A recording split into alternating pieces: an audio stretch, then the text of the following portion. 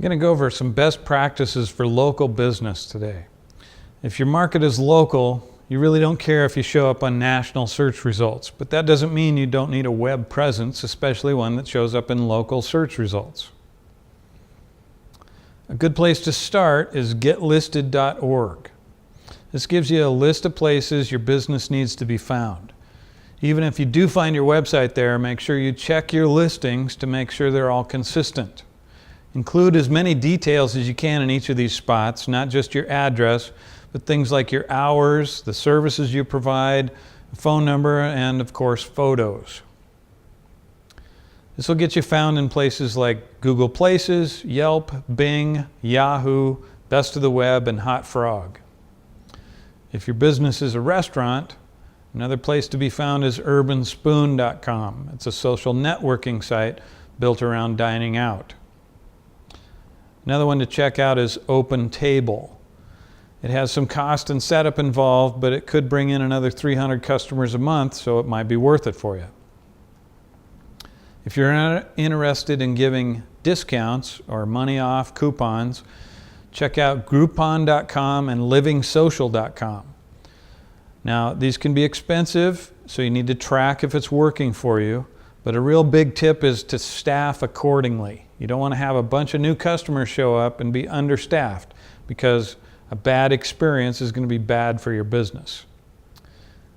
Another place to investigate is Facebook ads. You can get extremely targeted advertising here, but even if you end up not using it, the marketing research that's available through this is priceless. You can find out how many people there are in your area of a certain age group and what their interests are. Local targeted ads. I need to mention this. AdWords on Google says you can have a geographical target to your advertising. The huge downside is that Google treats what you want as a suggestion. So it's going to be expensive. The conversion rate is going to be low. If you get 3% conversion rate, they say that's really good. I say that's evil. Bing, on the other hand, has the same offer. It's less expensive. You get a better conversion rate, and what you want actually matters to Bing, so in the end it ends up being a much better deal. A friend of mine by the name of Darren Shaw of whitespark.ca has developed a local citation tool. This identifies places on the web where your competitors already have a listing, so you can submit your website to the same place. But not every listing or every mention is going to have a link back to your site, so focus on the ones that link back to your site first. The pro version of this tool is $20 a month, which can be a very good investment if it helps you promote your business and keep track of listing opportunities. Visibility is the goal. Be consistent. Don't try to have a bunch of different addresses to fool anybody. It'll just hurt your ranking.